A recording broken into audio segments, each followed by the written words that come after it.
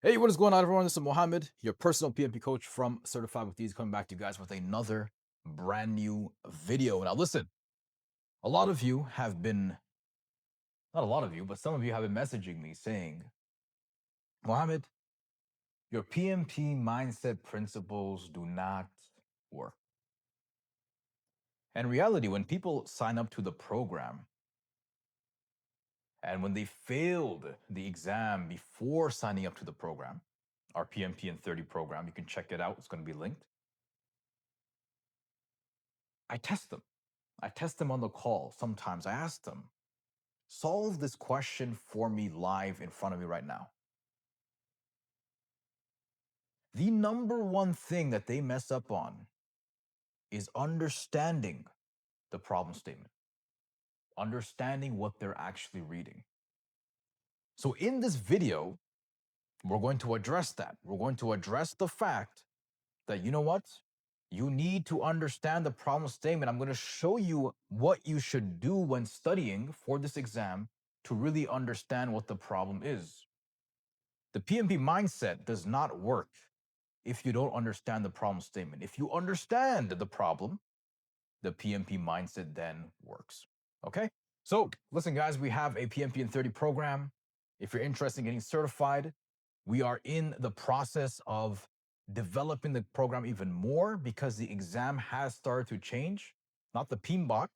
The exam, the questions have started to look a little bit more different. So we are in the process of rolling these new questions out for our PMP in 30 students. Sign up, book that appointment.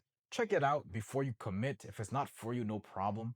But check it out. Our program advisor Shubs will be on the call to help you guys out as much as possible. Okay, so I'm going to bring my laptop over here. I have some questions ready for all of you. The questions will be on the side as well. I'll have my editor put it up to help you guys out as much as possible. Okay, so we are going to solve. Let's start with the people section. Okay, so a lot of you have been having a little bit trouble with the people section.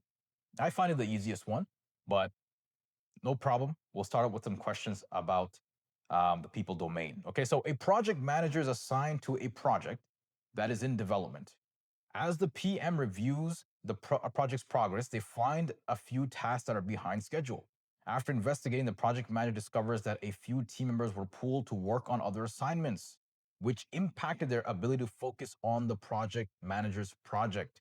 Which two actions can the project manager take to bring the team back on track? Okay, now this is a loaded question. I understand why a lot of you are confused. You have the pressure, of the timer. You're exhausted. But I want to show you guys a little trick. When you are studying for this exam, not during the exam, because it's going to take too much time, but when you're studying for the exam, go through each sentence. Stop. Ask yourself, is this relevant info?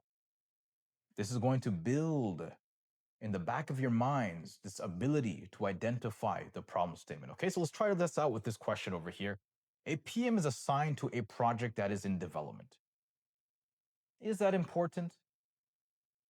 Not really. I can skip that. As the project manager views the project's progress, great, they find a few tasks that are behind schedule. Now, that part, guys, few tasks behind schedule is important information because it jeopardizes the entire project. If you're having trouble understanding, is it really important information?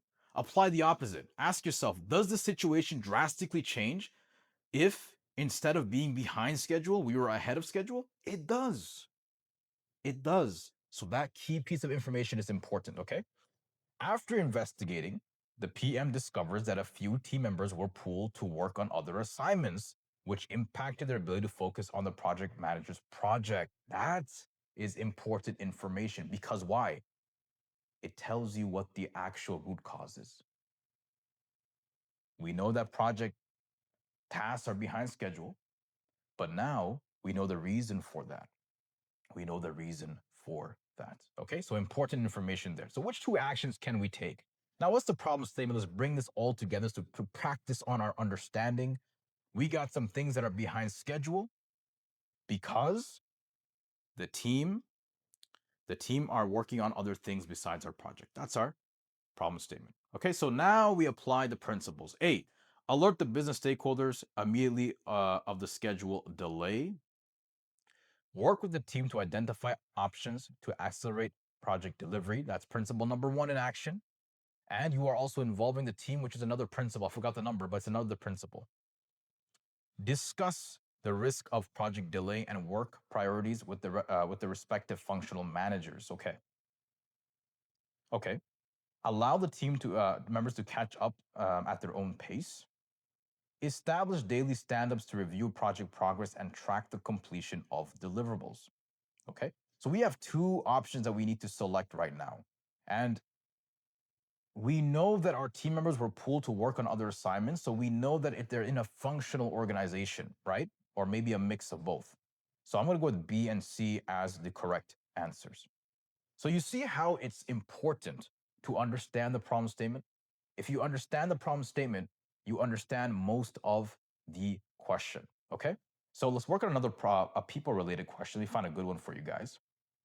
One that's a little bit lengthy so we can practice on our problem statement analysis.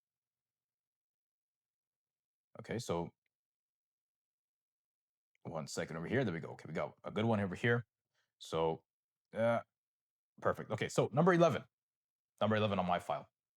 After a project that has been approved, the key stakeholder tells the project manager that the current project management strategy is not well defined. Okay, so we're going back again.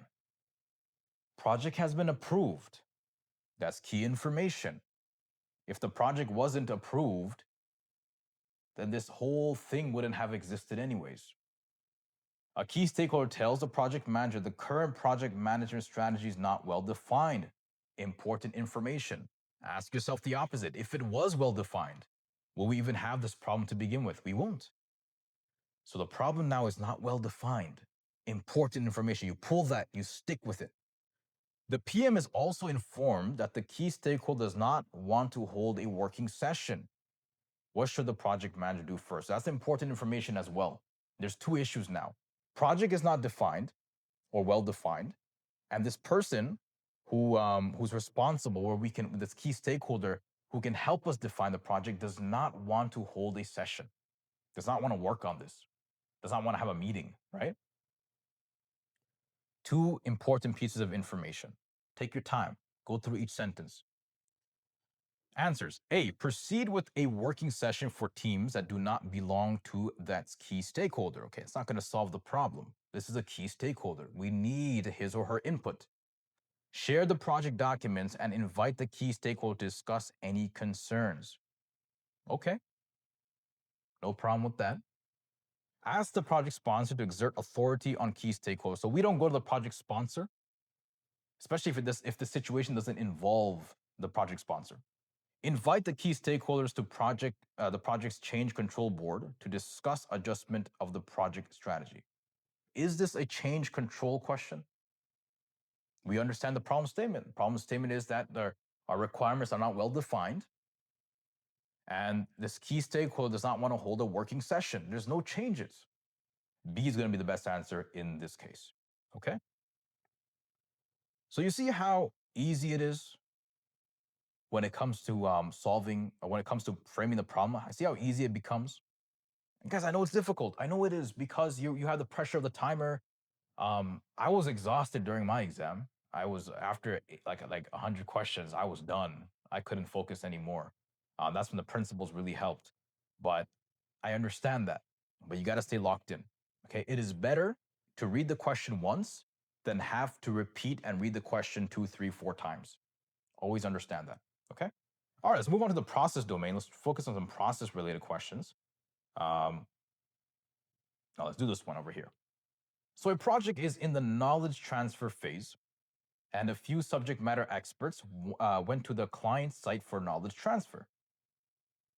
The SMEs captured various process deviations without sharing with the project team. How can the project manager ensure knowledge transfers across the team? Now, if you really think about this question, what is the problem statement here? It's very simple. Various process deviations, the SMEs captured various process deviations without sharing with the project team. Knowledge meaning that knowledge wasn't shared with the project team, the main folks, the main people. What can we do now? Ask the project team to run a deviation log review meeting with the client, highlighting that the project may not be able to go live as scheduled. Where do we get that information from? The project may not be able to go live as scheduled. The question doesn't say anything about that. And remember, one of our principles is if the answer mentions something not mentioned in the question, we can't validate it. Eliminate that. Ask the project team to facilitate a lessons learned session during the project closure phase to incorporate this issue. Project closure, guys, at the end of the project, a bit too late. We want to do things earlier. Ask the SMEs to share the knowledge transfer documents with all other members by placing the documents in the project management information system, PMIS. Yes, that's the answer. That's the answer. Ask the project manager office to provide team members with real-time visibility for deviations and facilitate team members to resolve the issue. So C is going to be the best answer. I don't know about you guys, but the PMO offices, at least in the companies that I've worked, they're pretty useless. I could be wrong. It could be the company that I've worked in, but you guys let me know in the comments if that's the case for all of you. Okay, but the PMIS, the project management information system, is what you want to use, and you want to basically have a pull system where you store everything in one system, and anyone could withdraw that information if they need, like a Google Drive or whatnot, right? PMIS is just a fancy way of putting it, I guess. Okay, so let's try one more question when it comes to the process related questions. Try to find a good one that's pretty lengthy so we can work on our reading skills. All right, let's just do this one then. I guess not that lengthy, but let's try it out. Okay.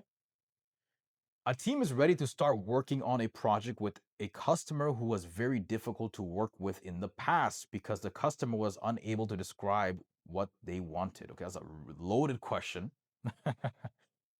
Okay, so it's a one sentence thing. What is important about this? A team is ready to start working on a project with a customer. Great. That's every single project. Was very difficult in the past. Okay, and now we're getting to the core of the problem. Why was he difficult or she difficult? The customer was unable to describe exactly what they wanted. There we go. We got a problem statement. We got to work with this person again, but this person sucks at explaining what they want. What approach should the project manager take to remove this impediment? Okay, so A, work with the product owner to define the minimal viable product. Interesting. Remember, guys, one of our principles is if MVP is mentioned in an answer, it's highly likely that that is the answer. Highly likely, okay? Not all the time, but highly likely. Reinforce the negotiation and soft skills of the team through training. Okay, but the team is not at fault here. Follow a predictive approach in order to obtain formal acceptance of each deliverable. It doesn't solve the core problem. Develop and monitor a plan with due dates to reduce the time of completing the product. Okay. However, that's not the core issue. Remember, when we talked about the core issue is that this person is not able to describe what they want. But if we define a minimal viable product, we solve that core issue completely. So I'm going to go with A when it comes to this answer. Excellent. So let's move on to the last domain, business domain. And guys, again, if you're interested, join our program. Let us show you what this program is about. It will help you prepare for this exam so you can get it over with right away. And here's the interesting thing, guys. Everyone's preparing for vacation right now. It's a December break, holiday season. Companies go on a hiring frenzy after the holiday season. And then it dies down during the summer. And then it picks up again during the fall. The reason being is because in the fall, they have to meet their Q4 goals. And sometimes they need extra resources for that. And then at the end of the fall, they redefine these goals and they get a head start, or at least smart companies do. Okay, so get yourself that competitive advantage, guys, right? The market is tough, economy is tough. We got to constantly learn. We got to keep learning and never stop learning. Okay. So, anyways, enough of me talking and ranting about the economy and whatnot. Oh, this is a good question. It's a long one. We're going to try this one out. Okay, so a project manager joins a team that is providing a customized enterprise resource planning system to a client. Now, ask yourself this question. Is it important? Not necessarily. The project manager could be providing anything to the client. It could be anything. It could be a healthcare system. It could be an EHR system. The potential design problem is identified by the development team. Okay, now we're getting into the problem. There's a potential design problem. Okay, let's go a little bit more specific now. After reviewing, okay, this issue with the project owner and team members, all agree. Um, all of them agree to revise the design to avoid a system defect when deployed. The design, however, is already approved. What should the project manager's next steps be? There we have the problem statement. Everyone's like, you know what? We got to review this design again, but the design has already been approved. What should the project manager do in this situation? Conduct a proof of concept to make sure that there are no problems in the revised design. Okay. Inform the client of the problem and follow the change request process. Amend the design specifications and pass them to the development team for reprogramming. Make a change request and get formal approval from the project owner. Okay, this is interesting, guys. So they want to change the design. When you change the design, you're inherently changing the scope of the project. I agree with that. We should inform the client of the problem, fine, that's great, but we should follow the change request process. Now, just because you're submitting a change does not mean that's going to be approved. It has to go through this process. And because this affects the scope, we're going to do that. We're going to follow a formal process. Because the team is saying that, we know what, we should revise the design, but the design has already been approved. So we are submitting a change that has the potential to change the scope. So I'm going to go with B. Okay. By the way, guys, if you don't agree with one of my answers, you let me know in the comments, and hopefully we can discuss, get back to you guys. All right. So one last question, just so you can understand how to frame the problem. Remember, guys, just to recap, go through the questions, go through the situation, go through each sentence, and just speak to yourself. Ask yourself, is this important? Is it irrelevant information? Does it lead to anything? If it doesn't, then remove it, ignore it. And if it does, consider it, right? Okay, so retail chain is evaluating a project to replace payment systems across all of its stores in multiple locations. Great, but not important. They're just setting up the situation. I can change the situation. I can say that instead of saying replacing payment systems, they are getting more cashiers. I don't know, right?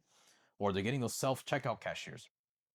The project does not pass the financial threshold, but is also expected to increase the market share, improve customer service, and retain more customers. Okay, so again, not that important, but what we can summarize in our head is that there's value to this. There's value to this. I don't need to understand or memorize that. Oh, you know what? We have improved customer services and retain more customers. No, okay, there's value. That's how we summarize. There's value in this project. The project is planned as a phased implementation, building on learning from retrospectives during each phase. How should the business increase the value of the project? Okay, so here's the thing. That's the important part. The project is phased. It's being rolled out incrementally, building on learning from the retrospective during each phase. So it's an agile project, right? How should the business increase the value of this project?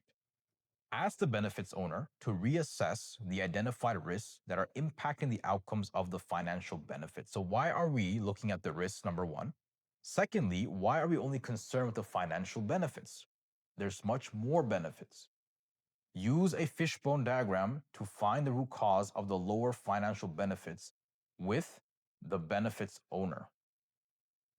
There's no problem here, though. We're not trying to find the root cause of a problem. So why use a fishbone diagram? So fishbone diagram is the same as a root cause analysis, or it helps you find the root cause.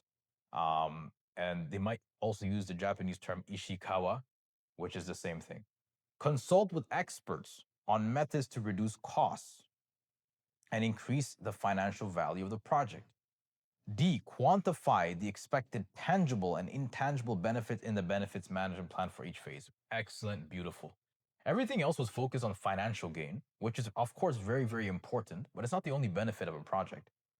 If we quantify the expected tangible and intangible benefits, that will not only incorporate the financial benefits, but everything else. And we are using the benefits management plan, okay, for each phase. All right, guys, so we'll stop there. Hopefully, you guys understood what you need to do now when it comes to the problem statement. Now, guys, I know, like, you might feel rushed. You might want to answer questions. But when you're preparing for the exam, when you're in the before phases of actually taking the exam, take your time with the questions, build that solid foundation, and then start timing yourself. That'll be the best way you can pass this exam. Okay, so hopefully you guys enjoyed this video. If you did, subscribe, give a thumbs up, and join our program, book an appointment, check it out first before you commit. And I'll see you guys in the next video.